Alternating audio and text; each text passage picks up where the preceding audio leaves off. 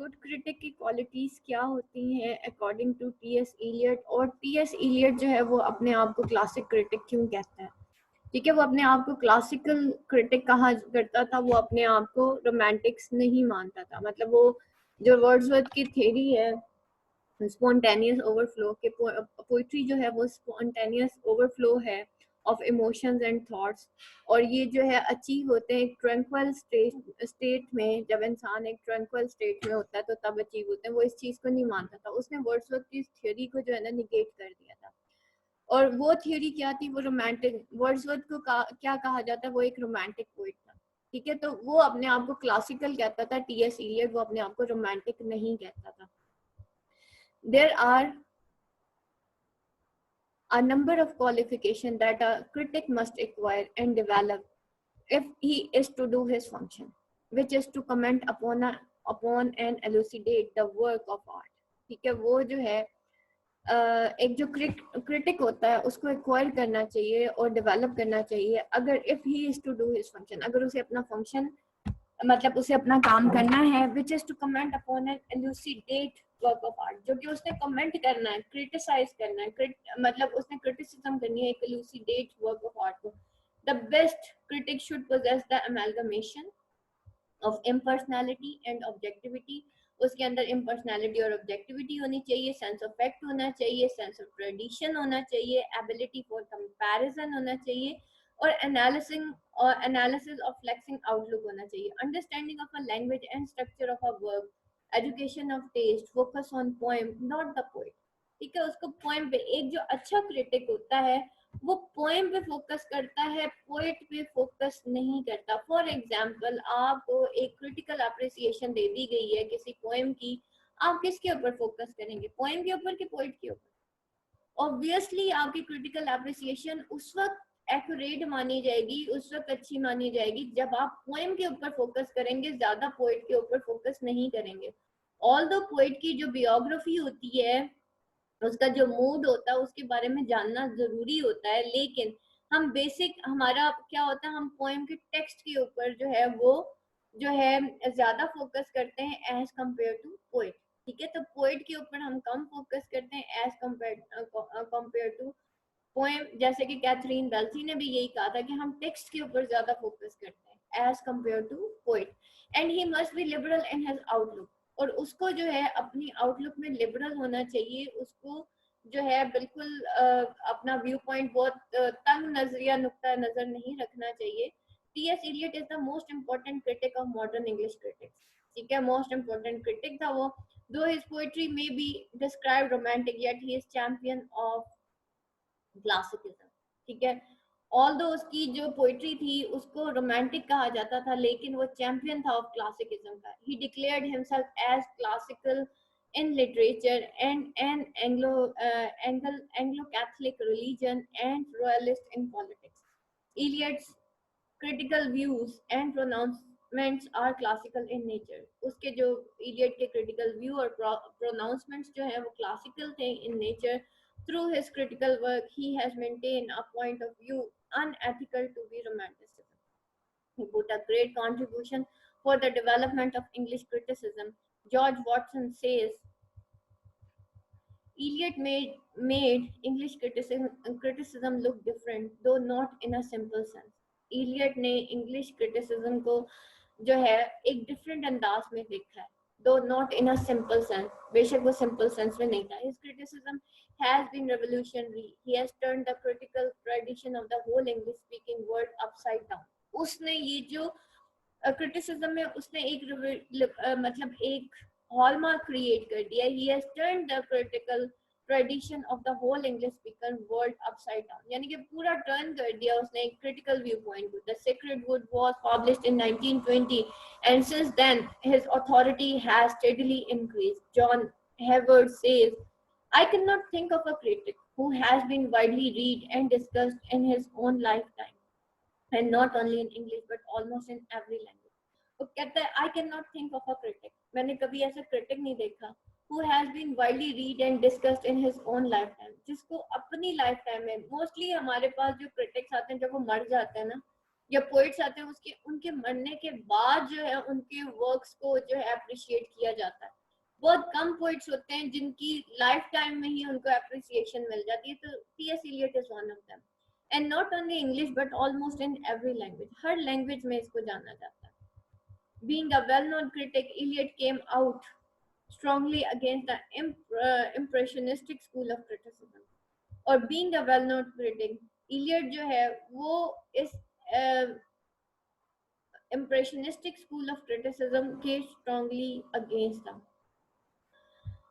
अच्छा, what is impressionism? Anyone? Class?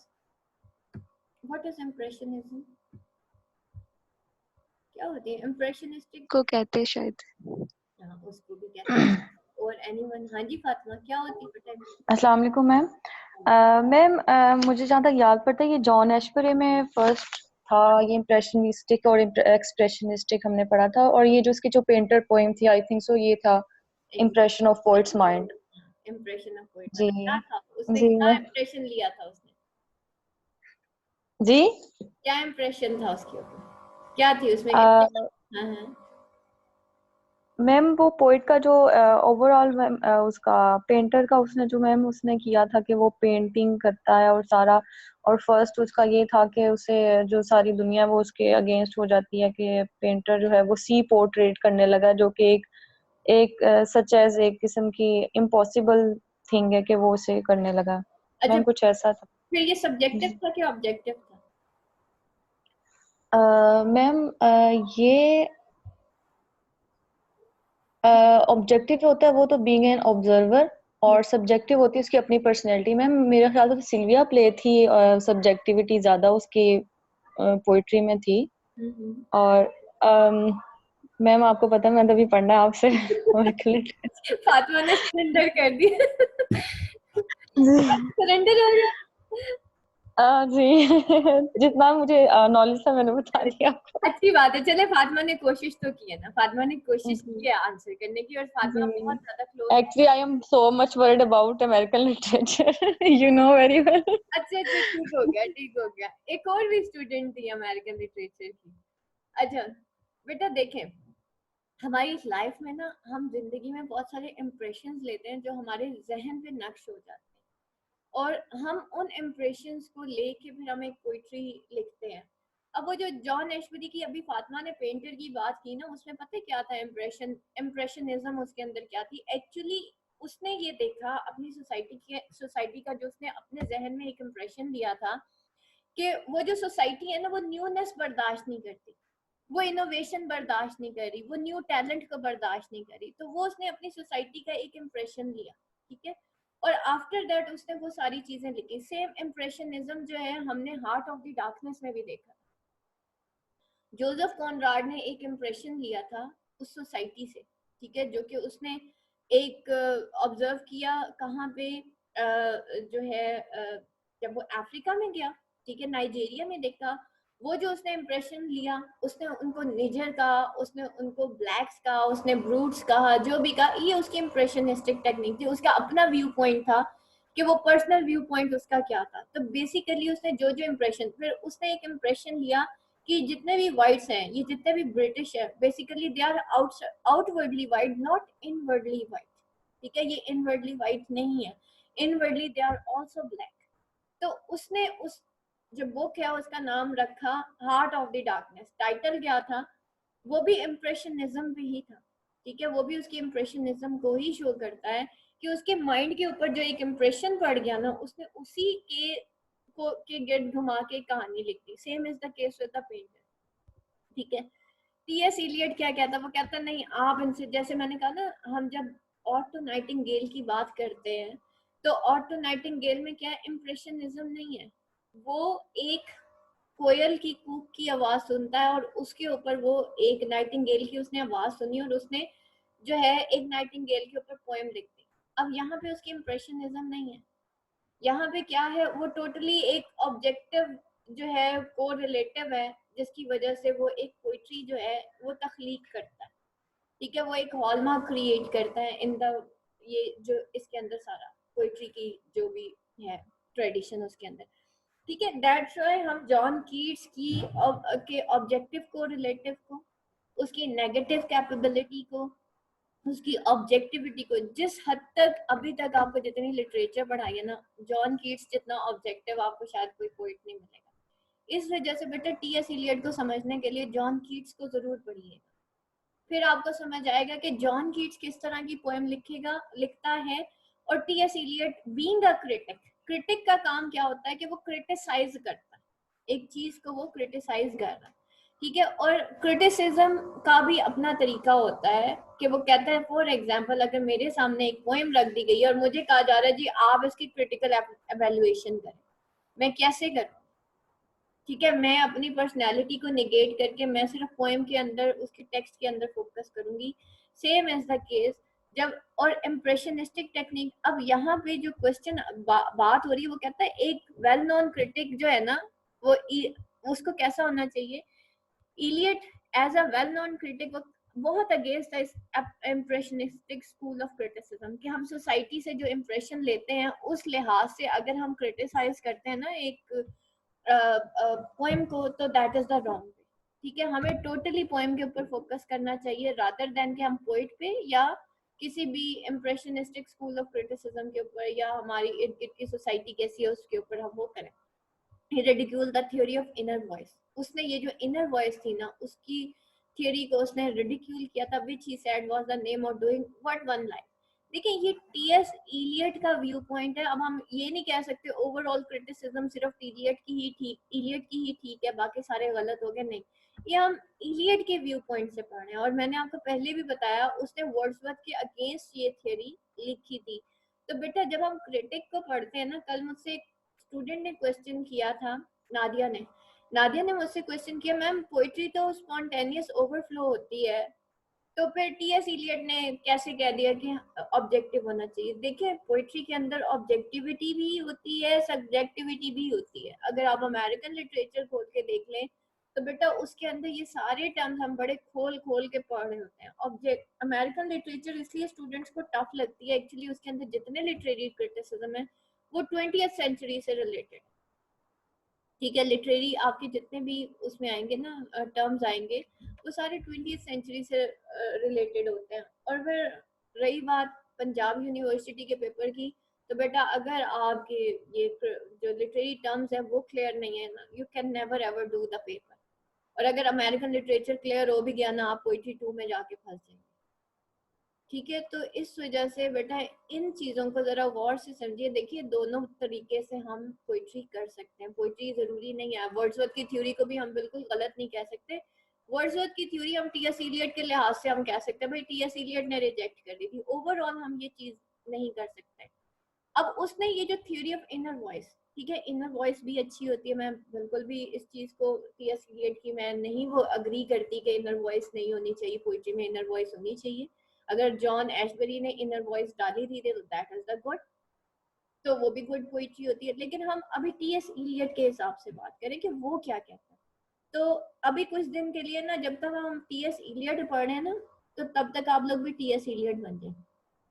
ठीक है, वो कहते हैं ना किसी को समझने के लिए उसके लेवल पे जाना पड़ता है, तो बेटा टीएस इलियट को समझना है तो अपना लेवल टीएस इलियट वाला करें, फिर तो टीएस इलियट समझ आ जाएगा। ठीक है, और बाकी slow and steady wins the race, कभी भी ऐसा नहीं होता फर्स्ट डे आप एक चीज पढ़ेंगे और आपको समझ आ जाएगी। ठीक है, टीएस इलियट अभी हमें स्टार्ट, अभी भी लास्ट वीक की तो स्टार्ट की है।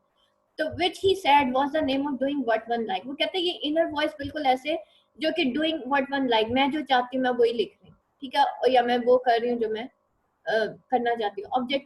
Objectivity was to be insistent upon. अब ऑब्जेक्टिविटी क्या होती है, वो कहता है honest criticism is directed upon the poet but upon the poetry। वो कहता है honest criticism is not directed, यहाँ पे इज लिखा हुआ बेटा इसको सही कर लीजिएगा, इसमें ना काफी गलतियां हैं। ऑनेस्ट क्रिटिसिज्म जो है वो पोइट के ऊपर डायरेक्टेड नहीं होती बट अपॉन द पोइट्री वो डायरेक्टेड होती है। हम पोइट्री के ऊपर फोकस करते हैं as compare to poem. A poem must be जज on the basis of facts. ठीक है, एक पोएम जो है वो जज होती है on the basis of fact. A critic thus should develop a sense of fact. This critic should be objective and impersonal and judge the poem on the basis of fact। ठीक है, अब वो कहता है एक पोएम जो है उसको बेसिस ऑफ फैक्ट्स पे हमें जज करना चाहिए, यानी कि उस वक्त के फैक्ट्स क्या हैं, ठीक है, उस वक्त की जो सोसाइटी है उसके फैक्ट्स क्या हैं।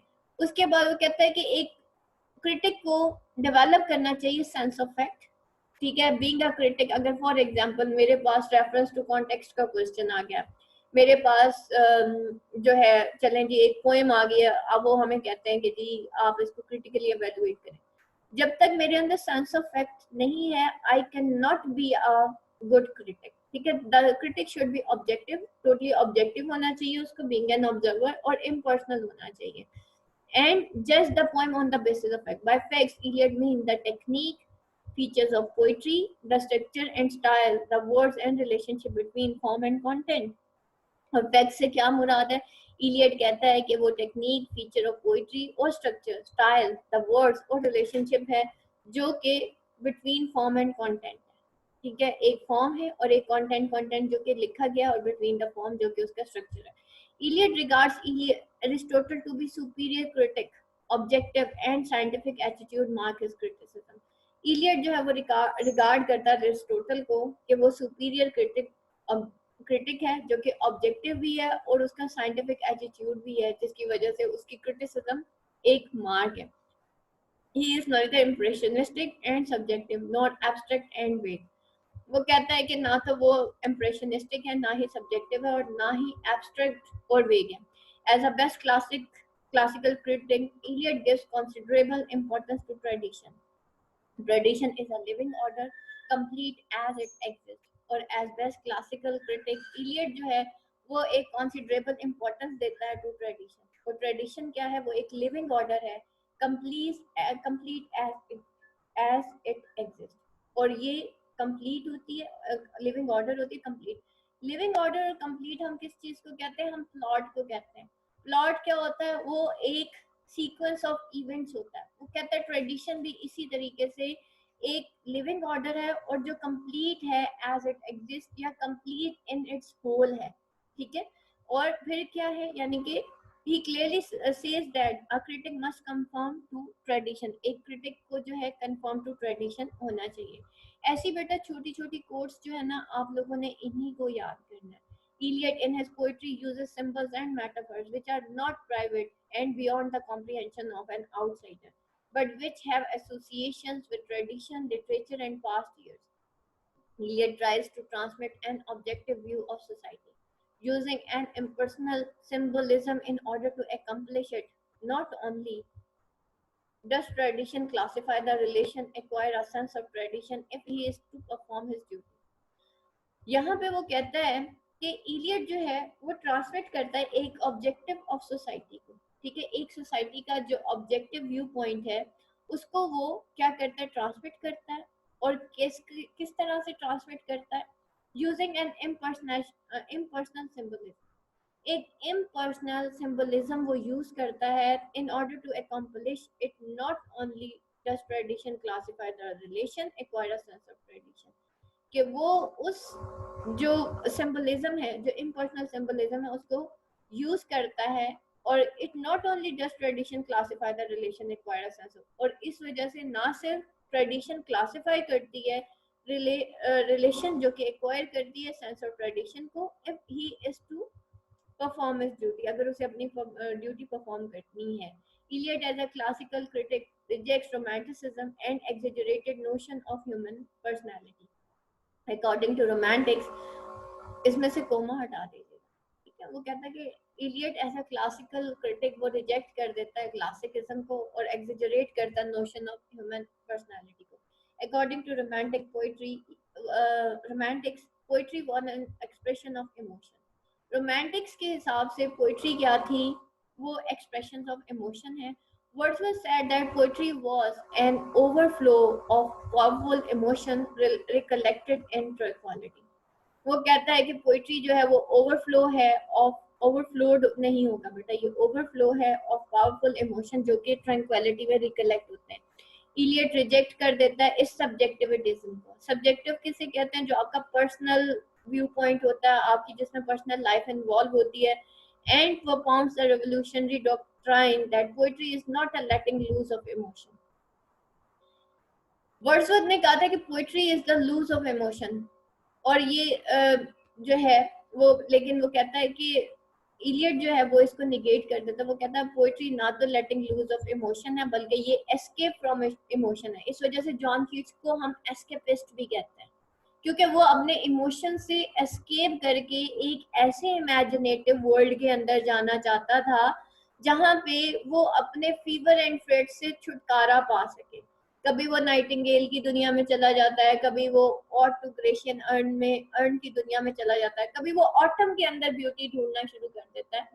तो इस वजह से पोइट्री जो है, अगर जॉन कीट्स की हम पढ़ें तो वो escape from emotions, not turning loose of emotion, जो कि वर्ड्सवर्थ ने कहा था। ठीक है, तो इस वजह से जॉन कीट्स के जो कॉन्टेम्पोरेरी सोसाइटी के अंदर हम जितने भी पोइट्स देखें ना, उसके कॉन्टेम्पोरेरी पोइट्स में जिसमें वर्ड्सवर्थ था, हीनी था, इसके अलावा ये जो है हमारा विलियम वर्ड्सवर्थ था, विलियम ब्लेक था, एस्ट्री कॉलरिज, ठीक है। उन सब के मुकाबले में जॉन कीट्स की जो पोइट्री थी वो टोटली ऑब्जेक्टिव थी, वो एस्केपिज्म पे थी, वो नेगेटिव कैपेबिलिटी पे थी। अब आपको ये सारे टर्म समझ आ रहे होंगे जो आपने जॉन कीट्स में पढ़े होंगे। ऑब्जेक्टिव कोरिलेटिव की बात भी जॉन कीट्स की पोइट्री में ही हुई, ठीक है। He says that poet is merely a catalytic agent in the presence of which varied emotions fuse to form a new whole। वो कहता है कि पोएट जो होता है ना, वो मेरली एक कैटालाइटिक एजेंट है, इस जिसकी प्रेजेंस में वेरिड इमोशंस जो है वो फ्यूज होते हैं to form a new whole. ठीक है, कि वो एक न्यू होल, या होल्स लिखा हुआ बेटा इसको सही कर लीजिएगा, that is new whole. Actually ये मैं इसको सही कर भी नहीं सकती, अदरवाइज मैं खुद ही इसको सही कर देती। तो न्यू होल है, ठीक है। न्यू होल मीन कि एक कंप्लीट होल होता है, जैसे हम प्लॉट को कहते हैं ना, वो सीक्वेंस ऑफ इवेंट होता है, उसका बिगिनिंग मिडल एंड एंड होता है, ठीक है। तो हर वो चीज, तो ये वो यहाँ पे वो कहता है कि पोइट जो है वो जस्ट एक कैटालाइटिक एजेंट के तौर पे काम करता है, in the presence of which varied emotion fuse, जिसके अंदर वेरिड इमोशंस जो है वो फ्यूज होते हैं to form a new whole. He point out that option of criticism is to turn attention from the poet to his poetry। Option of criticism क्या है? वो इज टू टर्न अटेंशन, कि वो poet to the poetry, poet की attention poet से हटाने, मतलब वो कहता है क्रिटिसिज्म की का बेसिक जो फंक्शन है ना, हम पोइट से अटेंशन हटा के पोइट्री की तरफ ले आते हैं। His criticism is a correlative to the excess of the biographical, historical and sociological schools of criticism। इस वजह से क्रिटिसिज्म जो है वो एक कोरिलेटिव है, जो कि to the excesses of the biography है, ठीक है, कि हम बियोग्राफी तक एक्सेस करते हैं, हिस्टोरिकल तक और सोशियोलॉजिकल स्कूल्स ऑफ क्रिटिसिज्म तक। Eliot did not hold with the central concept of humanism। Neo-humanism is a movement begun that excess is checked by the inner self। New humanism जो है वो एक ऐसी मोमेंट थी जो कि ये कहती थी कि एक्सेस जो है वो चेक होता by the inner self. Man is the combination of human and nature। It is the duty of human self to control the natural self। ठीक है, वो कहता है मैन जो है ना वो कॉम्बिनेशन है ह्यूमन और नेचर का, ठीक है। और ये इंसान की अपनी ड्यूटी है कि वो नेचुरल सेल्फ को कंट्रोल करें, जैसे हम जहाद में नफ्स भी कहते हैं कि अपने नफ्स को खुद कंट्रोल करना होता है।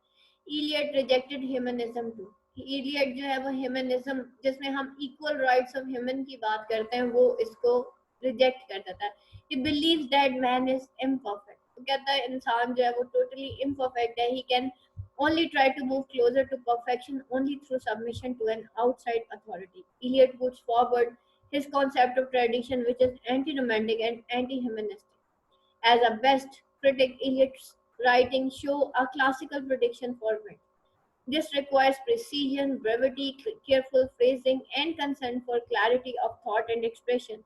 T.S. Eliot concept of poetry as being a matter of organization, as an ordering of disparate elements and experiences, and essentially of a classical nature, gives importance to the unity versus multiplicity। ठीक है, unity singleness को कहते हैं, और multiplicity या पे unity versus of को बीच में से रिमूव कर दीजिएगा। Eliot had a dislike for clear cut chronological division on the grounds that all experience, whether of the past or the present, ठीक है, चाहे वो एक्सपीरियंस हो पास्ट का या फिर प्रेजेंट का, ऑफ द माइंड और द सेंस इज यूनाइटेड। ठीक है, वो जो है इलियट हैज डिसलाइक, उसका ये chronological division on the ground जो है वो टोटली इसको डिसलाइक करता है। और वो कहता है एक्सपीरियंस चाहे वो पास्ट का हो, प्रेजेंट का हो, माइंड का हो या सेंस का हो, उसको यूनाइटेड होना चाहिए। ठीक है, Eliot wanted to show how a voice from past can speak with the vitality in the present। वो कहता है किस तरह से पास्ट की एक वॉइस जो है वो वाइटैलिटी इन द प्रेजेंट में जो है काम करती है, जिसको हम पास्टनेस ऑफ पास्ट भी कहते हैं। To communicate of that is termed with for beyond the language of living. As a critic, he gives a suggestion for the perfect body of poetry. The metaphysical poet writes, when the poet's mind is perfectly equipped for its work, it is constantly amalgamating disparate experiences. The ordinary man's experience is chaotic, irregular, and fragmentary. To conclude, we can say that Eliot's view on poetry as well as criticism have classical bias, and these opposes ए से लिखा हुआ है, इसको ओ कर लीजिएगा, opposes subjectivity and propound the necessity of submitting one's own self to an outside authority.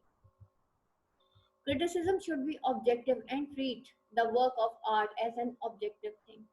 Poet should have clarity of possession and expression. Both critic and creative artists both must have sense of tradition. The critic should deal with the fact and issue personal emotion for subjectivity. Critic जो है उसको facts के साथ deal करना चाहिए और उसको personal emotions for subjectivity से दूर रहना चाहिए। Eliot influence as a critic is very fruitful. John Hayward says about it, no critic indeed, since Coleridge has shown more clearly the use of poetry and of criticism। वो कहता है कि कोई भी क्रिटिक जो है सिंस कॉलरिज उसने इतनी ज्यादा क्लियरली यूज ऑफ पोइट्री और पोइट्री एंड ऑफ क्रिटिसिज्म नहीं शो किया जितना कि इलियट ने शो किया है। अच्छा, नेक्स्ट क्वेश्चन बेटा, इसमें ये सारे आप पढ़ लीजिएगा। मेन चीजें तो आपको बता दी थी कि bring out the clearly the defence of TS. Eliot of tradition, कि उसने किस तरह से ट्रेडिशन का डिफेंस किया है। उसमें बेटा ये ट्रेडिशन की जो डेफिनेशन है वो आप जरूर देंगे। आप लोगों को जो पहले मैं ट्रेडिशन एंड इंडिविजुअल टैलेंट बताया था उसमें आप लोगों की ये जो डेफिनेशन थी वो मिसिंग